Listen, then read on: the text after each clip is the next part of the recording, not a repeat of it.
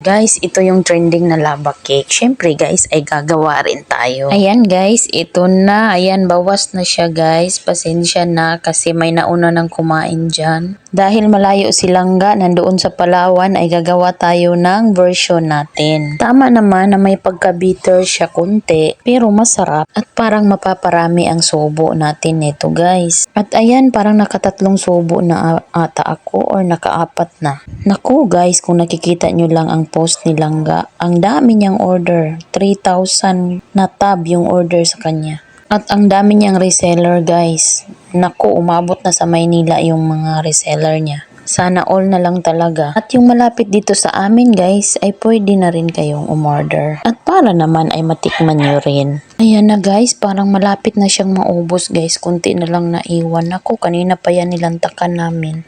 May kunting tamis siya guys, pero nababawi doon sa pait ng cake. Hindi naman din mapait masyado guys, katamtaman lang din ang pait niya. May pait siya sa dulo. 500 ml din ito guys, itong ating ginamit na tab. Baka gusto nyo rin mag-reseller yung malapit lang dito sa amin. Hindi ko na yan uubusin guys, tama na yung natikman ko na. Ayan guys, ang nagawa ko na lava cake inspired by Langga Cakes. Ayan guys, ang ating lava cake is inspired by Langga. Kaya pala guys, nag-trending dahil masarap talaga siya. Totoo talaga ang sabi ni Langga na masarap talaga siya na may pagka-bitterness.